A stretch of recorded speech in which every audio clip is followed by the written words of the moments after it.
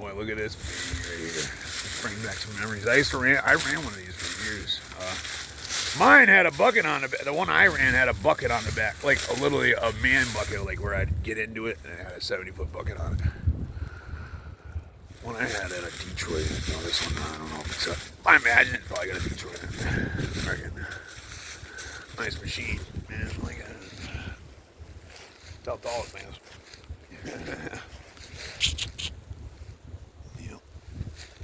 Yeah, I see him drove by it. It's up in Matt's doing some logging, and brings back some memories right here. One job I missed running the thing, but it was nerve-wracking too. Though I was always in. When you got a $100,000 bucket on the bucket on the, it's like a bucket truck. Mine had like basically a bucket truck on the back, so it was a little nerve-wracking, and it was top heavy, where like you had to worry about rolling it and stuff. And they all, of course, where I was running it, it was for the power company, so they always want you going. You're never on like nice flat ground. Like this would be like ideal, This is like practice ground right here, nice flat ground like this. But when you had the bucket, I had to worry about everything. You had to worry about everything. Everything. You had to worry about everything. You had to worry about things that you didn't even know you had to worry about until all of a sudden you're in trouble.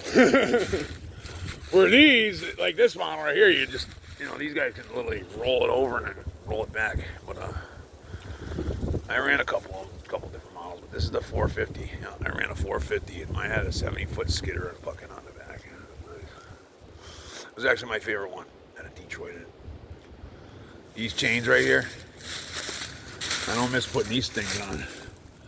I used to go around for a couple weeks of winter just putting chains on for guys. Just because I was experienced, working for asshole, underpaid or underpaid. I was basically, sometimes like I say, I was a glorified daycare. But yeah, this chains right here, these things are no joke. These probably weigh, I bet you those weigh 300 pounds. This thing's got massive tires. I don't remember the one I ran had tires this wide, but then again, it was a while ago, so it's hard to say. This one steers with a stick, which is actually better. I ran a new 460. Yeah, this one got heated. The one I had didn't have heat. Yeah, when it's got the steer, like the stick to steer, it's actually nicer. When you're backing around and backing up and stuff, all you gotta do is pull it left or right. And instead of the steering wheel is actually not as nice, You first get in the steering wheel, you're thinking, oh, this is nice. I'll just, thinking steering wheel is nice, instead of the stick. It's not. A stick's actually a way to go. I don't even know why they did away with the stick.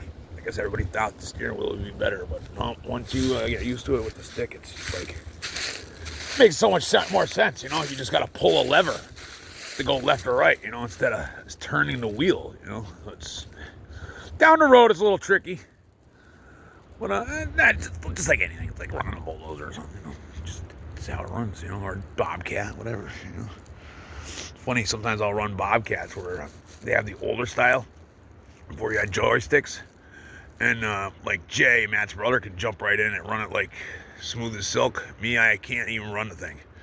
You're better off putting a new guy in it, just because it's hard, because you actually have to forget how to run one, because it's like the controls are backwards, doing opposites, from what you're used to, and it's like it's actually tricky, because you're so good at running something one way, and all of a sudden you get in something and it's the opposite, and it's horrible. You're actually pulling the wrong control, not thinking. I never ran a lot of skidders logging, and I never seen one with a jaw that closes up so tight like that. That's why I actually really got out, because I wanted to look at this setup here. That's quite the grapple on the back. I don't know what size like I said, I'm not a logger, so I wouldn't really know much about these. I mean, I know a little bit, but I'm not gonna lie. I'm not gonna pretend I know anything. I don't want some logger out there laughing at me. I don't know a fucking thing, to be honest.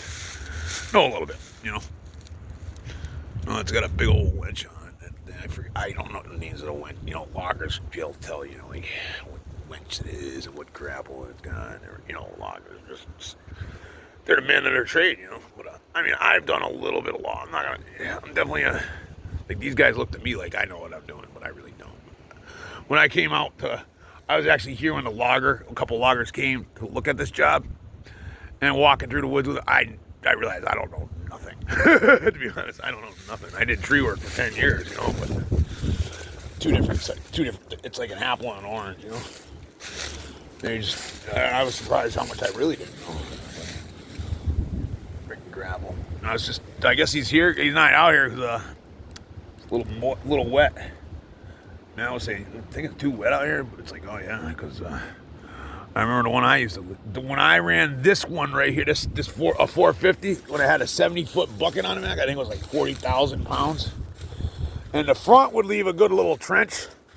Those back tires would literally leave a 2-foot trench. Now this is a little lighter. This is a lot lighter, but it's still heavy. You still know she came through.